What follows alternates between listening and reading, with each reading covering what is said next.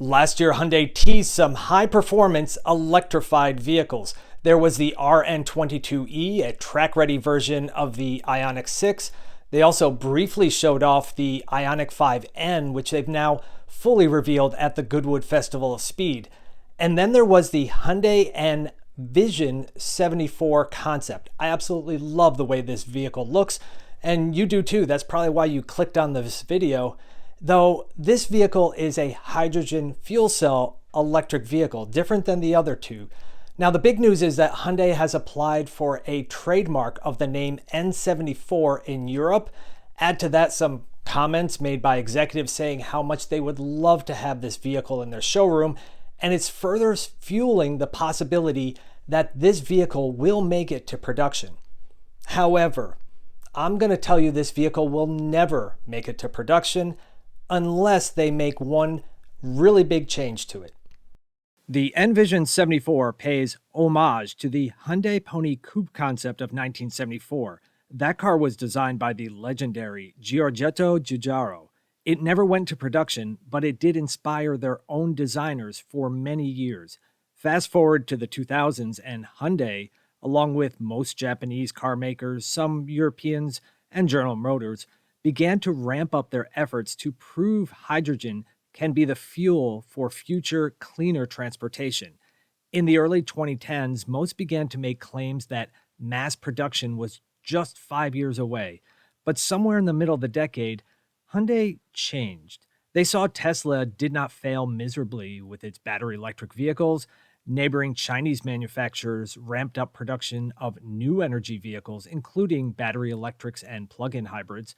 Meanwhile, hydrogen was still just always 5 years away. It never got closer. In 2017, Hyundai confirmed that it was working on a new electric vehicle platform, what we now know as eGMP, which has produced some truly exceptional battery electrics. But they continued to showcase their latest developments with hydrogen. It was a dual-path strategy. If you live in California, you can buy a hydrogen-powered vehicle from Hyundai or Toyota and find fueling stations in metro areas. But I'm here to convince you that this gorgeous car won't be like that. A sports car should be light, nimble. Battery electric vehicles have battery packs that, given the current technology, make them heavier than a comparable combustion engine vehicle. Meanwhile, hydrogen, it's the lightest element on the periodic table, so a hydrogen fuel cell electric vehicle is going to be light, right? Wrong. And to prove it, let's look at how a hydrogen fuel cell vehicle works. To do so, we can stick with Hyundai. The Hyundai Nexo is their fuel cell vehicle. The Ioniq 5 is a battery electric and has some of that same retro boxiness as the N74. They're both about the same exterior size as the Tucson, and they're both about 19% heavier than that internal combustion engine vehicle. Let's look at how the Nexo works. It has 3 cylinders, or tanks. Hydrogen is energy dense from a mass perspective. The tanks, however, are heavy because hydrogen needs to be compressed. Hydrogen is not energy dense from a volume perspective. It takes up too much space unless you compress it or even liquefy it. The tanks need to be strong and safe to carry all that compressed hydrogen. To be fair, hydrogen storage tanks in cars have been tested under a wide range of failure modes, and they've proven to be very, very safe. It's not going to blow up like an atomic bomb. In fact, we should probably be more worried about gasoline vehicles already on the road because unfortunately, they've proven to injure and kill people in fires.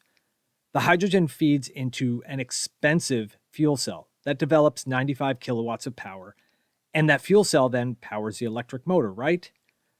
Not exactly, because if you want to do things like accelerate from a stop, you need bursts of energy. That's why there's still a lithium-ion battery on board, albeit it's a small one.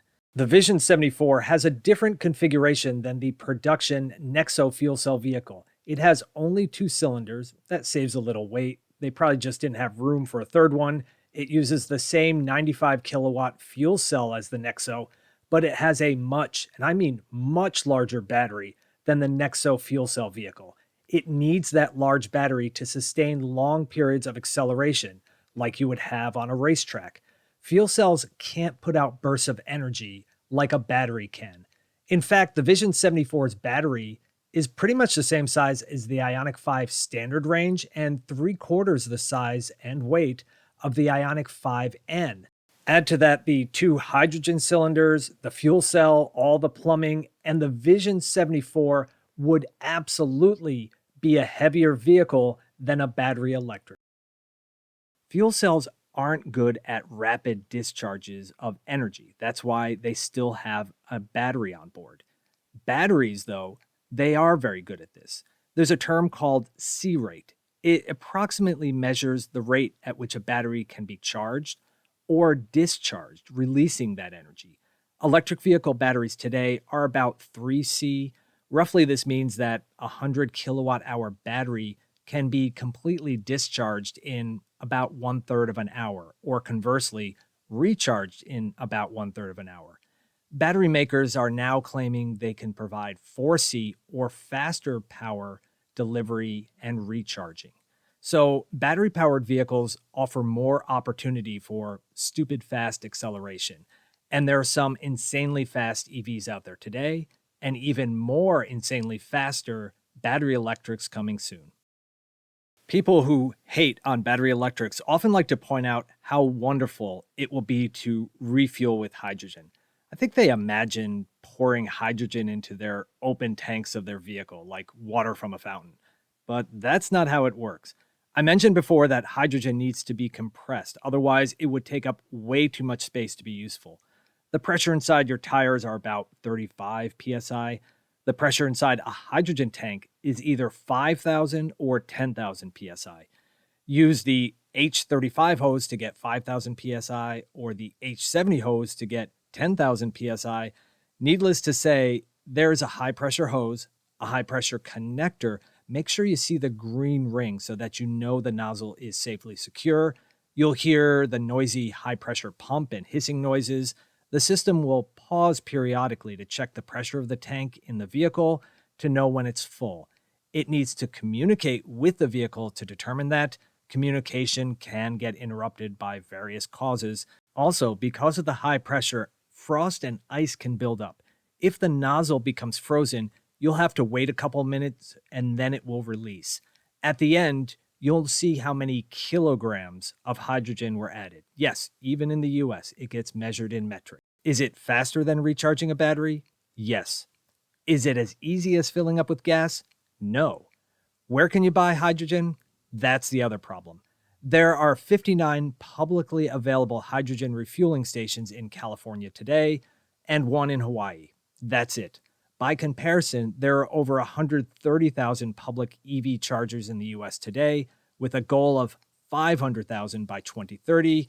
And that does not include the fact that you can charge at home. It's the most convenient and cheapest way to refuel your battery electric, unlike gasoline or hydrogen that you just can't do that.